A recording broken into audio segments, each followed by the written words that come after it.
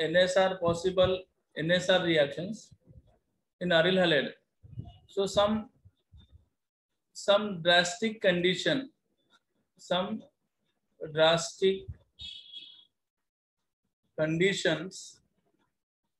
और या फिर electron withdrawing group present on ortho और पैरा पोजीशन अगर है तो NSR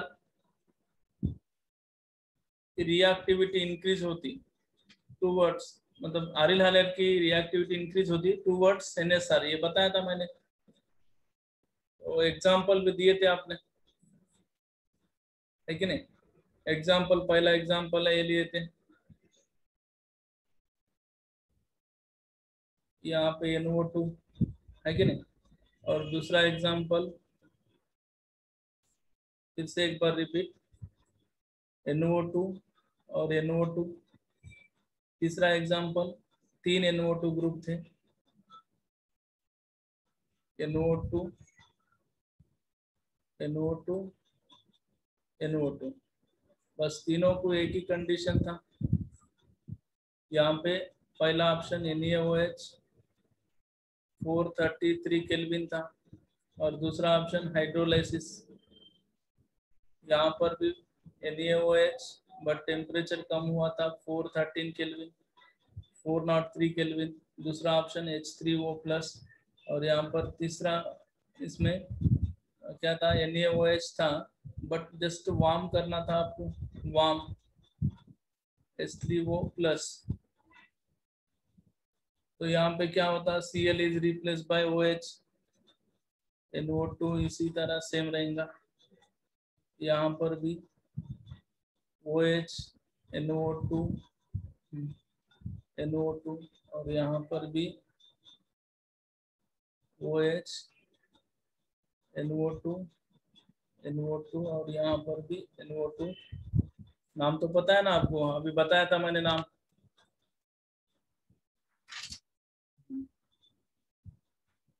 क्लियर है? तो अभी देखो इससे क्या समझा बोले तो आपको, Cl इज रिप्लेस्ड बाय किससे, OH, Cl is replaced by OH, okay, तो Cl is replaced by OH, और दूसरी कंडीशन देखो यहाँ पर 433 केल्विन 403 केल्विन, यहाँ पे जस्ट हीट करना था, रूम टेम्परेचर अब रूम टेम्परेचर मतलब 30 35 37 तक, तो इससे क्या समझा बोलते हो, number of electron withdrawing group increases, reactivity of aryl halide also increases towards nucleophilic substitution reaction। Okay student, इतना क्लियर था ना, लास्ट क्लास में बताया पूर्ण, इसलिए शॉर्टकट में बता दिया अभी, okay? Yes sir, yes sir, okay चलो, हे झालं होतं ना, तर आपल्याला एक रिएक्शन आहे एक्झाम्पल साठी, बघा क्वेश्चन असं देऊन आहे तुम्हाला, बघा तिथं तुमच्या नोटबुक मध्ये आहे, टेक्स्टबुक मध्ये भी आहे, conversion of fluorobenzene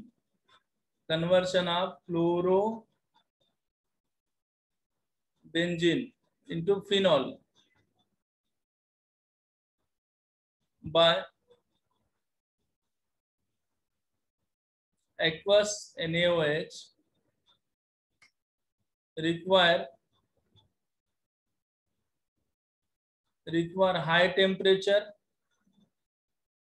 623 Kelvin and high pressure 300 atmosphere। बोला था ना, अगर कोई मी काय म्हणलो होतो तुम्हाला, न्यूक्लिओफिलिक सबस्टिट्यूशन रिएक्शन्स आपल्याला aryl halide मध्ये करायचं असेल न्यूक्लियोफिलिक सब्स्टिट्यूशन रिएक्शन अगर आपको करना है अरिल हैलाइड में, तो दो ऑप्शन है आपके पास। मतलब अरिल हैलाइड में इलेक्ट्रॉन विड्रॉइंग ग्रुप तो प्रेजेंट रहना, या फिर कंडीशन तो प्रोवाइड करना उस रिएक्शन के लिए, हाई टेम्परेचर हाई प्रेशर, तभी NSR इजीली हो सकते अरिल हैलाइड में। ओके, तो आपको एक क्वेश्चन दिया, मतलब ये जो ऊपर जो मैंने क्वेश्चन लिखा ना दिया ना, उसका मीनिंग ये है, क्लोरोबेंजीन है, इसको आप क्या कर रहे हो, एक्वस NaOH के साथ ट्रीटमेंट करना है आपको एट 623 केल्विन के पास। और सेकंड ऑप्शन आपको क्या करना है, 623 केल्विन और 300 एटमॉस्फेरिक प्रेशर और H3O प्लस। तो आपको आंसर क्या आ रहा अभी, फिनॉल। So chlorobenzene, right. बगुन गया एक बार, दिस इज क्वेश्चन। क्वेश्चन क्या था, conversion of chlorobenzene to phenol, conversion of chlorobenzene to phenol by aqueous NaOH sodium hydroxide require high temperature and high pressure, explain। मतलब क्लोरोबेंजीन को phenol के साथ chlorobenzene को फिनॉल में कन्वर्ट करना है, तो इस रिएक्शन को हाई टेम्परेचर और हाई प्रेशर की रिक्वायरमेंट क्यों है, क्या जरूरत है हाई टेम्परेचर और हाई प्रेशर प्रोवाइड करने की। तो पहली बात तो यहाँ पे आती कि देखो, ये क्लोरोबेंजीन में कोई भी इलेक्ट्रॉन विड्रॉइंग ग्रुप नहीं है, so electron withdrawing group absent है, नहीं है। तो फिर दूसरा ऑप्शन क्या था आप लोगों को, हाई टेम्परेचर एंड हाई प्रेशर, हाई टेम्परेचर एंड हाई प्रेशर प्रोवाइड किए तो ये Cl रिप्लेस हो सकता बाय OH ग्रुप। ठीक है, तो इसका रिएक्शन देख लेंगे अभी। तो क्या होता रिएक्शन देखो, when chlorobenzene treated with NaOH 2 moles लेना है आपको, 623 केल्विन एंड 300 एटमॉस्फेरिक प्रेशर। तो आपको पहला फॉर्म होगा वो Na सोडियम फिनॉक्साइड, राइट, पहला स्टेप। और स्टेप 2 में क्या होता है देखो, मैं आपको बाद में समझाऊंगा, पहला रिएक्शन देखो, वो Na, फिर इसको क्या करना है, हाइड्रोलाइसिस करना है। हाइड्रोलाइसिस मतलब HCl के साथ, या फिर हाइड्रोलाइसिस करना है, एसिडिफिकेशन करना है, हाइड्रोलाइसिस यही वाला इन H3O प्लस। इसका मीनिंग ये है, H3O plus means H2O in presence of acid, ऐसा। तो आप ये HCl ले सकते हो या फिर H3O प्लस लो। तो यहाँ पर जो है वो Na बॉन्ड है, वो नेगेटिव चार्ज है, Na प्लस पॉजिटिव है, तो यहाँ पे बॉन्ड ब्रेक होता है, Na निकल गए। Na निकलने के बाद इसमें जो आयंस है, ये H प्लस आयंस इधर चले जाएंगे वो के पास, तो क्या फॉर्म हो रहा है, OH। सो ये प्रोसेस है, और इसको preparation of chlorobenzene by using aqueous NaOH, high temperature, high pressures to form phenol. This process is known as Dawes process. Important है, Dawes process म्हणतात त्याला। मतलब chlorobenzene say phenol preparation by using aqueous NaOH, high temperature high pressure, तो इस वाले process को डाउस process बोलते हैं। Phenol preparation में इस मेथड को यूज करते हैं। It is a industrial method, manufacturing method, manufacturing और इसको आप ऐसा ही बोल सकते हैं industrial method. Industrial method for the preparation of phenol. Phenol prepare कर रहे हैं ना, तो फिनॉल प्रिपरेशन के लिए ये मेथड यूज किया जाता है। बस क्या करना है आपको एक बार बोलो। क्लोरोबेंजीन लेना है, क्लोरोबेंजीन, इसको क्या करना है एक्वस NaOH के साथ हाँ हीट करना है 623 केल्विन और 300 atmosphere under 300 atmosphere at high temperature aqueous NaOH के साथ ट्रीटमेंट करना है। तो आपको क्या फॉर्म होता है बीच में क्या फॉर्म होता है, सोडियम फिनॉक्साइड फॉर्म होता है। फिर इस सोडियम फिनॉक्साइड को क्या करना है आपको एसिडिफिकेशन करना है। सोडियम फिनॉक्साइड को क्या करना है एसिडिफिकेशन, तो क्या फॉर्म होता है फिनॉल। बस देखो ये जो कंसेप्ट है इसको माइंड में रखो। क्लोरोबेंजीन लेना है, क्लोरोबेंजीन को एक्वस NaOH ऐड करना है और 623 तक हीट करना है अंडर 300 एटमॉस्फेरिक प्रेशर। तो आपको सोडियम फिनॉक्साइड फॉर्म होता है इंटरमीडिएट। और ये सोडियम फिनॉक्साइड को अगर आप एसिडिफिकेशन करते हो मतलब H2O in presence of H+, मतलब वाटर के साथ ही करना है but in presence of acid, तो इसको एसिडिफिकेशन बोलते हैं। तो क्या फॉर्म होता है फिनोल फॉर्म होता है। This process is known as Dow's process and this process is used for the preparation और manufacturing of phenol. Okay student, यहाँ तक क्लियर आहे? तुम्हाला मी रिएक्शन कसं झालं ते सांगतो बघा। फर्स्ट क्या करना है आपको, क्लोरोबेंजीन लेना है, ये देखो Cl लिया मैंने, और NaOH लेना है। कितने मोल लेना है NaOH, 2 मोल, राइट। तो जब हीट करते हो ना अपन 623 केल्विन अंडर प्रेशर, तो ये पहला वाटर निकल जाता है यहाँ से, तो -H2O, ठीक है। -H2O निकलने के बाद में यहाँ से क्या निकलता है, NaCl भी निकल जाता। NaCl भी निकल गया, H2O भी निकल गया, तो यहाँ पे बैलेंस क्या है ONA। बस लगा दो फिनिल ग्रुप को ONA लगा दो यहाँ पे ONA, राइट। ये हो गया तुम्हारा पहला स्टेप।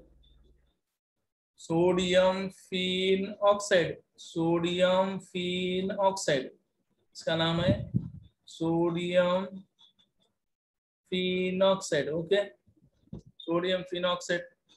और निकला क्या यहाँ पे, -H2O निकला और -NaCl निकल गए। इसका मैकेनिज्म आपको समझ में आएगा, अभी जस्ट आपको समझने के लिए बता रहा हूँ ये।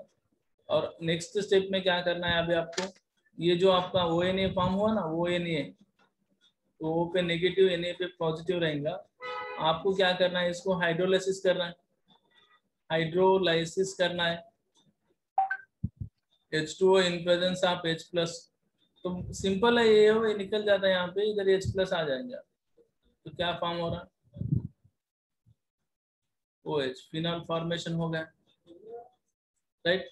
सो इस प्रोसेस को क्या बोलते हैं, डाउस प्रोसेस। क्लियर है कि नहीं रे? Yes sir.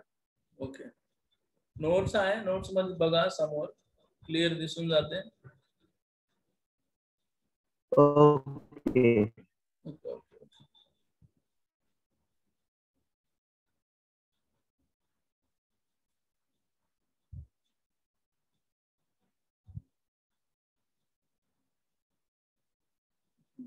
हे भी झालं ना मग, राइट। क्लियर है? Next, okay, nucleophilic substitution reaction हो गया। और एक बात याद रख लो, सिंपल में अल्किल हॅलाइड मध्ये जितका फास्ट होता तितका फास्ट अरिल हॅलाइड मध्ये न्यूक्लियोफिलिक सब्स्टिट्यूशन रिएक्शन होत नाही। क्वेश्चन असं विचारते, why alkyl halides are more reactive, why alkyl halides are more reactive towards NSR than aryl halide।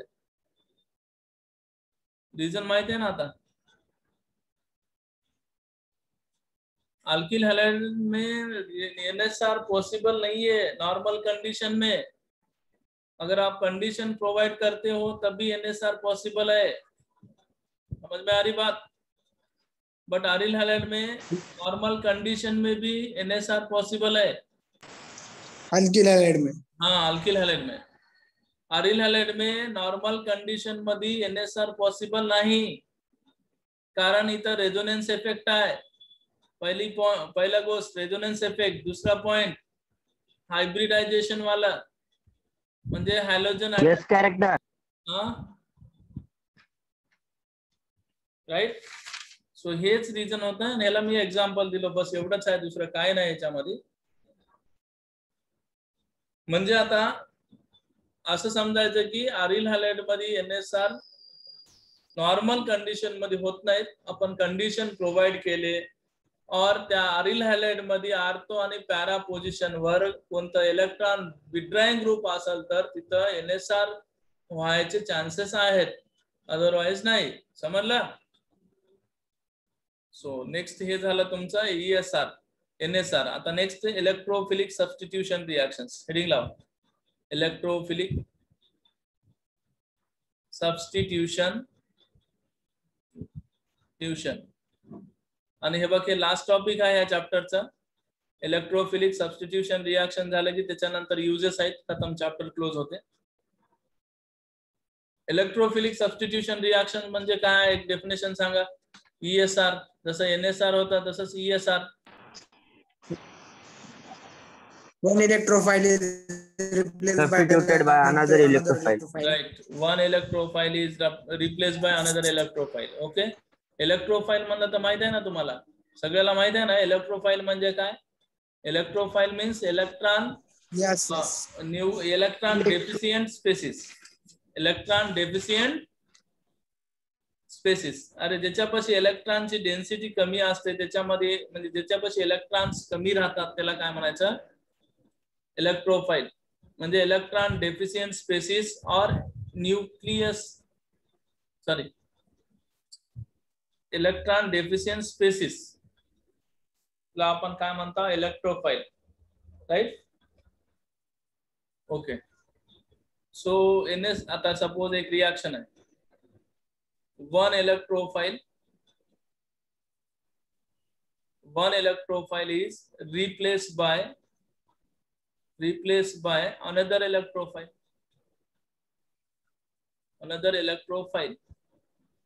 okay। So this type of reaction is called electrophilic substitution reactions, okay। तर मग आता बघा simple आहे, चांगलं आहे का। नेक्स्ट आपण chapter काय करायला, आरिल हॅलाइड मध्ये बघायला ना आपण, चांगला आहे का। X, this is an aryl halide. Aryl halide question विचारायला, आन्सर द्या। आरिल हॅलाइड मध्ये कोणते रिएक्शन्स होतात, ESR होतात असं म्हणायले आपण म्हणायले, बट इकडे आहे का एवढा प्रॉब्लेम आहे आरिल हॅलाइड साठी। आरिल हॅलाइड मध्ये NSR बी नॉर्मल कंडिशन मध्ये होत नाहीत, आताच आपण स्टडी करून आले, आणि आरिल हॅलाइड मध्ये ESR बी नॉर्मल कंडिशन मध्ये नाही होत रे, नॉर्मल कंडिशन मध्ये नाही होत। त्याला रिझन लय भारी आहे, मी सांगतो तुम्हाला। म्हणजे दोन गोष्टी क्लिअर झाल्या का, आरिल हॅलाइड मध्ये ना NSR होतात ना ESR बी होतात। जनरली ESR हो, एरोमॅटिक कंपाऊंड मध्ये ESR पॉसिबल आहे, but in case of aryl halide थोडस डिफिकल्ट आहे, होतात। म्हणजे जसं NSR आपण नॉर्मल कंडिशन मध्ये होत नाहीत, बट आपण कंडिशन प्रोव्हाइड केलं तर NSR पॉसिबल झाले ना, तसं आरिल हॅलाइड मध्ये नॉर्मल कंडिशन मध्ये ESR बी पॉसिबल नाही, बट कंडिशन प्रोव्हाइड केले समजा तर तिथं ESR बी पॉसिबल आहेत। म्हणजे आरिल हॅलाइड मध्ये NSR आणि ESR दोन्ही बी नॉर्मल मध्ये होत नाही असं समजा। असं नाही की दोघांमध्ये, म्हणजे आरिल हॅलाइड मध्ये NSR बी ESR बी होत नाहीत, होतात, दोन्ही होतात, बट कंडिशन आठवण ठेवा, NSR पाहिजे असेल आरिल हॅलाइड मध्ये, NSR रिएक्शन पॉसिबल करायचं असेल तर आपल्याला इलेक्ट्रॉन विड्रॉइंग ग्रुप पाहिजे, है की नाही, आणि सम कंडिशन्स पाहिजे। आता बघा पॉइंट वर चाललो मी, क्लियर आहे। तर बघा ESR इन अरिल हॅलाइड. मी सांगायला ते दोन गोष्टी आठवण ठेवा बस, तुम्हाला रिझन कळून जाते आणि काय प्रॉब्लेम आहे ते पण समजते. बघा ते बघा चांगलं आहे. हे बघा किती बुक्स वाचले तरी समजत नाही, एक बार ऐकल्या बघा त्यासाठी चांगलं आहे का. हे बघा हे एक्स आहे. एक्स मीन्स तुम्हाला माहित आहे एक्स म्हणजे कोण, हॅलोजन. हॅलोजनच्या व्हॅलेन्सी मध्ये किती इलेक्ट्रॉन राहतात रे, 1 2 3 4 5 6 7 राहतात. एक बॉन्ड मध्ये इन्व्हॉल्व झाला ना, एक रिंग सोबत इन्व्हॉल्व झाला ना रे बॉन्ड मध्ये, तर बॅलन्स किती आहेत आता. म्हणजे कोण्या बी हॅलोजन वर किती इलेक्ट्रॉन्स आहेत, 6 म्हणजे किती लोन पेअर, 3 लोन पेअर ना. 2 इलेक्ट्रॉनला मिळून आपण 1 लोन पेअर म्हणतो आहोत. तर असे किती इलेक्ट्रॉन आहेत हॅलोजन वर, 6 म्हणजे 3 लोन पेअर. Okay right. तर बघा चांगला आहे का. हे बघ ते कोण आहे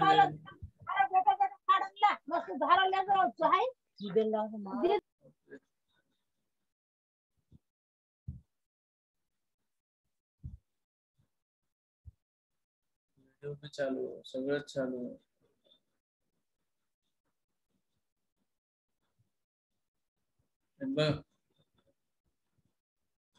हे बघा हे अरिल हॅलाइड आहे.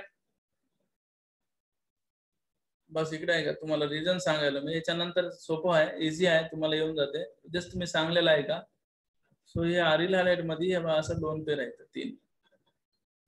So this group, halogen group, act as a plus M effect show करते, plus M effect, and this is also act as a minus I effect. Minus I effect दोन्ही बी इफेक्ट शो करायला चांगला आहे का. Minus I effect आणि plus, तर म्हणजे काय बघा. I effect inductive effect, inductive effect.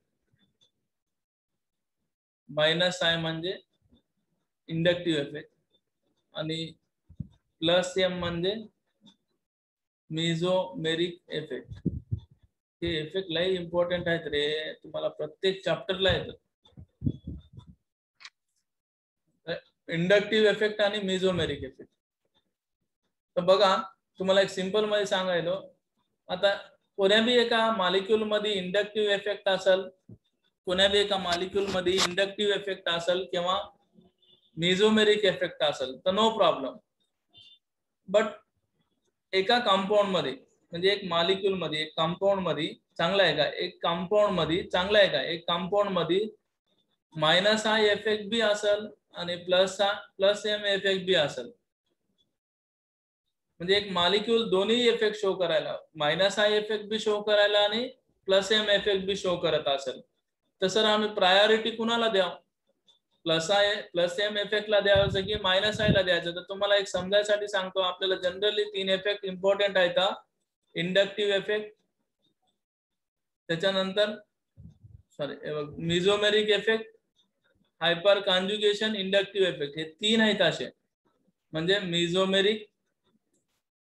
Mesomeric effect आहे, हायपर कॉन्जुगेशन एक आहे आणि इंडक्टिव्ह इफेक्ट आहे. चांगला आहे का बरं, तुमच्यासाठी सांगायला. इंडक्टिव्ह इफेक्ट असे 3 इफेक्ट राहतात. ह्याला एम, ह्याला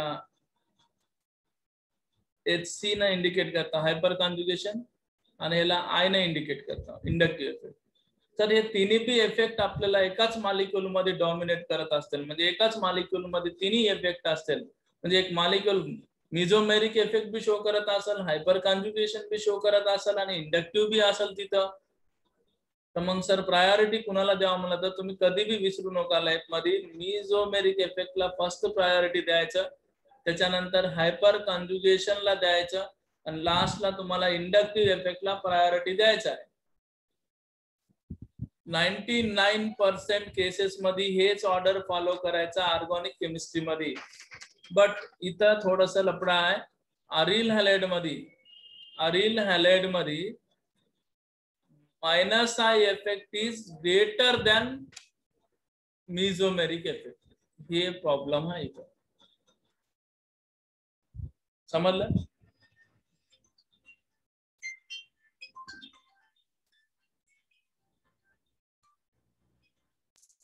सर मेसोमेरिक इफेक्ट म्हणजे? मेसोमेरिक इफेक्ट म्हणजे एक मिनिट सांगावंच लागते. तिन्ही इफेक्टच्या बारे थोडं सांगून देतो बघा. चांगलं आहे का? मेसोमेरिक आणि हायपर कॉन्जुगेशन आणि इंडक्टिव्ह इफेक्ट असे तीन आहेत आपल्याला. मेसोमेरिक, हायपर कॉन्जुगेशन आणि इंडक्टिव्ह इफेक्ट. चांगलं आहे का? मेसोमेरिक म्हणलं तर जनरली तुम्हाला रेझोनन्स माहित आहे? Resonance yes. बस तेच आहे mesomeric. Double bond, single bond, double bond, double bond, single bond plus, double bond, single bond minus, double bond, single bond, lone pair. म्हणजे सपोज आता असं आहे आपल्याला, तर इथं काय मेसोमेरिक इफेक्ट आहे. म्हणजे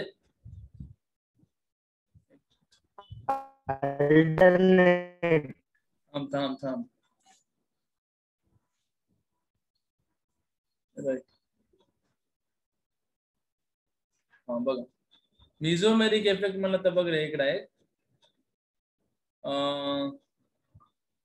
delocalization of pi electrons in resonance. समजलं? Delocalisation of pi electrons. Only pi electrons delocalisation होत असेल तर तिथं कोणता effect? Mesomeric effect. Resonance. Right. तेच मेसोमेरिक इफेक्ट. हा राईट. तर हे जे मेसोमेरिक इफेक्ट आहे ना एमई, हे एमई जे आहेत ना हे दोन टाइपचे आहेत. एक आहे प्लस एमई आणि एक minus M E. Minus M effect. Plus M, minus M. Sir plus M म्हणजे काय? इलेक्ट्रॉन डोनेटिंग ग्रुप असेल तर त्याला प्लस एमई ग्रुप म्हणायचा. इलेक्ट्रॉन विथड्रॉइंग ग्रुप असेल तर त्याला मायनस एम म्हणायचं. खतम. सिंपल. समजलं? म्हणजे आता एक्झाम्पल साठी ह्याला कॉलमला कंटिन्यू करतो. सपोज असं आहे, आता हे बघा इकडे आहे का, सिंपल आहे. हे क्लोरोबेन्झिन आहे की नाही? वरी सीएल आहे. सीएल पाशी लोन पेअर आहेत ना रे वरी. तर हे पाय इलेक्ट्रॉन्स इकडे ट्रान्सफर झालं तर हे लोन पेअर इकडे येणार ना. म्हणजे याचं रेझोनेटिंग स्ट्रक्चर काय आलं आता? हेच आलं ना. यहाँ पे डबल बॉन्ड सीएल प्लस यहाँ पे नेगेटिव्ह चार्ज, ये डबल बॉन्ड तसंच आहे की नाही? मग याचे रेझोनेटिंग स्ट्रक्चर काढले तर इथं सीएल काय म्हणून ऍक्ट व्हायला? सीएल काय म्हणून ऍक्ट व्हायला इथं? C L act as a plus M effect show करायला, आहे की नाही? Electron donating group. हा, इलेक्ट्रॉन डोनेटिंग ग्रुपच म्हणजे प्लस एम आला म्हणजे ते इलेक्ट्रॉन डोनेटिंग. ओके. आणि इलेक्ट्रॉन विथड्रॉइंग ग्रुप सपोज आता असं आहे समजा, हे बघा बेन्झिन आहे. बेन्झिनला असं वरी कोण अटॅच आहे? इथं C double bond O H attach आहे. अल्डिहाइड ग्रुप अटॅच आहे. तर ह्या कार्बन रिंगला जे कार्बन अटॅच आहे त्याच्यावर लोन पेअर नाही ना रे. लोन पेअर नाही आणि ते कार्बन वरी कोणाला अटॅच आहे? ऑक्सिजन. तर हे इलेक्ट्रॉन्स इकडे ट्रान्सफर होतात ऑक्सिजन कडे. तर इथं निगेटिव्ह चार्ज येते. मग हे रिंग मधले इलेक्ट्रॉन्स बाहेर जातात. म्हणजे इलेक्ट्रॉन बाहेर चालले ना, म्हणजे हे कोणतं ग्रुप म्हणून ऍक्ट व्हायला? इलेक्ट्रॉन विथड्रॉइंग ग्रुप म्हणून ऍक्ट व्हायला, आहे की नाही? Electron minus M effect. हा, minus M effect. Right. Minus M effect show करायला असं म्हणल्यासारखं. म्हणजे प्लस एम राहू की मायनस एम राहू, प्लस एम असेल तर रिंग मध्ये इलेक्ट्रॉन देणार आणि मायनस एम ग्रुप असेल तर रिंग मधून इलेक्ट्रॉन बाहेर घेऊन जाणार. समजलं ना? क्लिअर आहे? यस. दुसरी गोष्ट, आता हे झालं तुमचं मेसोमेरिक. आता हायपर कॉन्जुगेशन म्हणलं तर हे no bond resonance structures. No bond रेझोनन्सला आपण हायपर कॉन्जुगेशन म्हणतो. सिंपल आहे. आता हे बघा इकडे आहे का CS3 आणि इथं CS3 आहे. इथं Cl आहे. इथून Cl निघून गेलं तर Cl निघून गेल्यानंतर या कार्बनवर कोणतं चार्ज येते सांगा? प्लस आलं की नाही? इथं प्लस चार्ज आलं ना. सो ह्या कार्बनला तुम्ही प्लस कार्बन कार्बोकॅटायन आहे. तर ह्या कार्बनला जे कार्बन अटॅच आहे ते अल्फा कार्बन, आणि ह्या अल्फा कार्बनवर काय राहावं? कंपल्सरी अल्फा कार्बन वर अल्फा हायड्रोजन असेल तरच कोणता इफेक्ट पॉसिबल आहे इथं, हायपर कॉन्जुगेशन. बस एवढंच आठवण ठेवा, मग नंतर सांगतो मी तुम्हाला. मतलब अल्फा कार्बन वर अल्फा हायड्रोजन प्रेझेंट असेल तर हायपर कॉन्जुगेशन पॉसिबल आहे, अदरवाइज नाही. समजलं? इंडक्टिव्ह इफेक्ट म्हणलं तर तुम्हाला माहितीच आहे, displacement of sigma electron. Displacement. हा हे बघा, इकडे बघा, सपोज इकडे एक्स आहे, कार्बन आणि हॅलोजन मध्ये इलेक्ट्रोनेगेटिव्हिटी कुणाची जास्त आहे, हॅलोजनची जास्त आहे. तर इलेक्ट्रॉन्स कुणीकडे मूव्ह होतात, हॅलोजन करतात. So halogen get partial negative charge and this carbon get partial positive, right. तर म्हणजे इंडक्टिव्ह इफेक्ट बी किती टाइप्स आहेत आपल्याला, 2 टाइप आहेत. एक प्लस आय इफेक्ट आणि दुसरा minus I effect. Plus I effect म्हणलं तर इलेक्ट्रॉन डोनेटिंग ग्रुप आणि मायनस आय इफेक्ट म्हणजे इलेक्ट्रॉन विड्रॉइंग ग्रुप. ओके. तर मग आता तुम्हाला एक प्रॉब्लेम काय आहे सर, हे तिन्ही इफेक्ट एकाच मॉलिक्यूल मध्ये असतील तर आम्ही कुणाला प्रायोरिटी द्यायचं. तर इकडे बघा, समजा की प्लस एम बी आहे आणि प्लस एच हायपर कॉन्जुगेशन बी आहे आणि प्लस आय बी आहे. म्हणजे एका मॉलिक्यूल मध्ये प्लस एम बी असेल, प्लस हायपर कॉन्जुगेशन बी असेल, प्लस इंडक्टिव्ह असेल, तर ऑर्डर हेच फॉलो करा. Suppose minus M minus H C आणि मायनस आय हे ऑर्डर फॉलो करा. म्हणजे ओव्हरऑल तुम्ही ऑर्डर कोणता फॉलो करायले, पहिला प्रिफरन्स मिझोमेरिकला द्यायले, सेकंड प्रिफरन्स हायपर कॉन्जुगेशनला द्यायले, थर्ड प्रिफरन्स तुम्ही इंडक्टिव्ह इफेक्टला देणार. समजला मी सांगितलेलं आता? क्लिअर आहे ना? काय बी राहू, प्लस राहू की मायनस राहू, फर्स्ट प्रिफरन्स हे बघायला द्यायचं मिझोमेरिकला, त्याच्यानंतर हायपर कॉन्जुगेशन, त्याच्यानंतर इंडक्टिव्ह. म्हणजे काय बी डिसाइड करायचं असेल तर पहिला मिझोमेरिक इफेक्ट ने डिसाइड करा. मिझोमेरिक नसेल तर मग हायपर कॉन्जुगेशन न करा, आणि हे दोन्ही नसेल तर मग इंडक्टिव्ह इफेक्ट न डिसाइड करा. समजलं? आणि मध्ये पहिले इंडक्टिव्ह ना, पहिलं मिझोमेरिक रे एम, त्याच्यानंतर हायपर कॉन्जुगेशन. Aryl halide. हा, अरिल हॅलाइडची स्टोरी सांगतो. बट हे अरिल हॅलाइड मध्ये काय होते, हा हे एक्सेप्शन पॉइंट आहे आणि नोट आठवण ठेवा. म्हणजे 99% मॉलिक्यूल मध्ये हेच मेझोमेरिक, इंडक्टिव्ह आणि हायपर कॉन्जुगेशनच फॉलो. बघा तुम्हाला सांगायलो,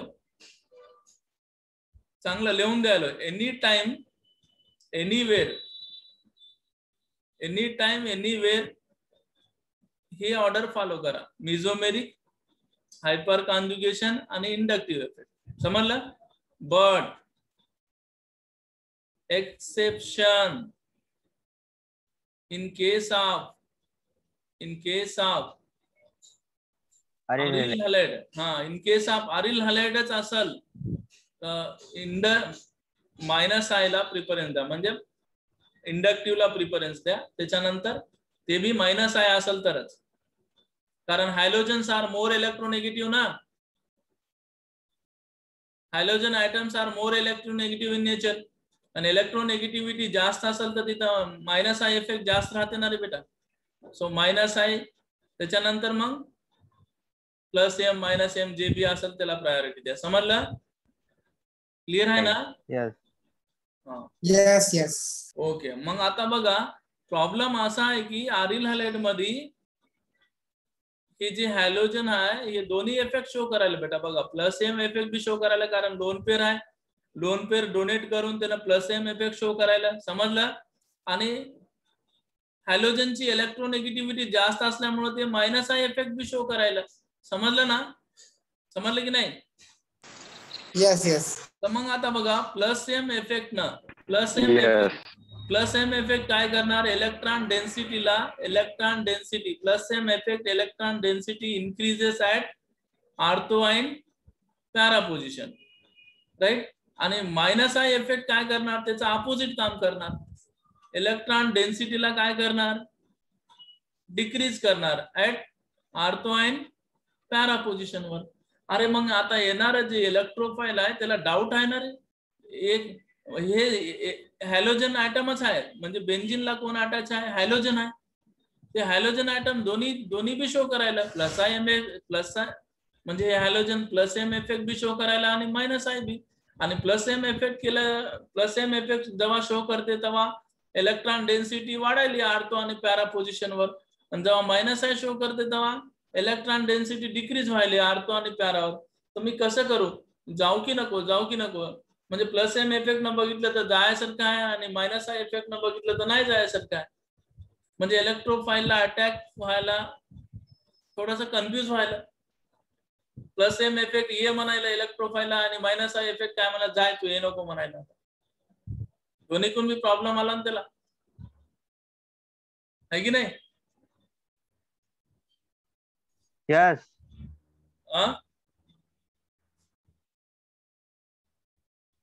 अरे असं रे, आता बघा हे बघा एक मिनिट, इथं हॅलोजन्स आहे, हॅलोजन आहे, इथं लोन पेअर आहे, इलेक्ट्रॉन्स इकडे आलं तर हे लोन पेअर इथे येते ना रे.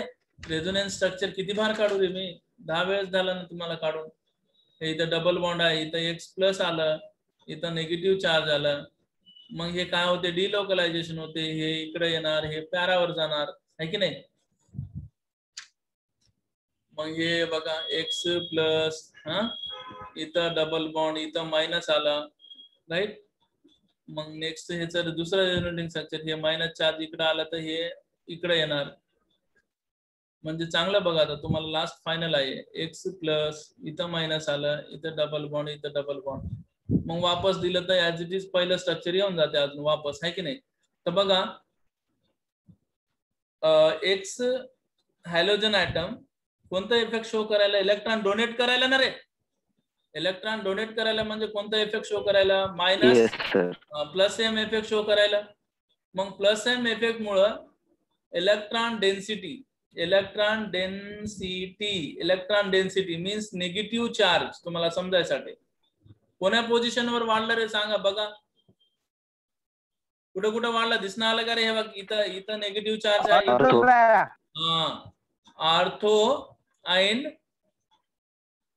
पॅरा पोझिशन वर इलेक्ट्रॉन डेन्सिटी वाढली की नाही? म्हणजे आता इलेक्ट्रोफाईल कुठं जाणार, according to plus M effect न इलेक्ट्रोफाईल कुठं जाणार, आर्थो आणि पॅरा पोझिशन वर अटॅक होणार, ठीक आहे ना?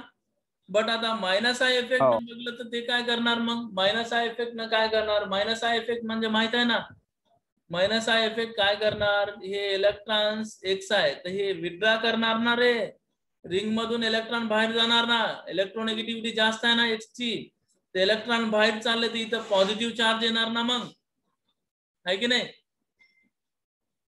अरे रिंग मधून इलेक्ट्रॉनला बाहेर वळायला ना रे, inductive, according to inductive effect हे एक्स ग्रुप इलेक्ट्रॉन्सला विथड्रॉ करायला आपल्याकडे हे बघा असं, due to more electronegativity minus I effect show करायला इथं, मायनस आय इफेक्ट ने इलेक्ट्रॉन्स विथड्रॉ करायला नाही, मग मायनस आय इफेक्ट ने इलेक्ट्रॉन्स विथड्रॉ होत असतील इकडं, इलेक्ट्रॉन विथड्रॉ, तर हे इलेक्ट्रॉन डेन्सिटी काय व्हायली, डिक्रीज व्हायली, समजलं? ओके. तर मग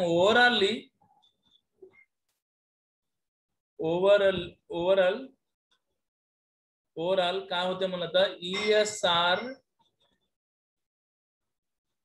ESR बी याच्यामध्ये पॉसिबल नाही, बट सम कंडिशन मध्ये पॉसिबल आहे. ओके, आता ते एक्झाम्पल्स उद्या बघूत आपण, आज नोट सेंड करतो मी.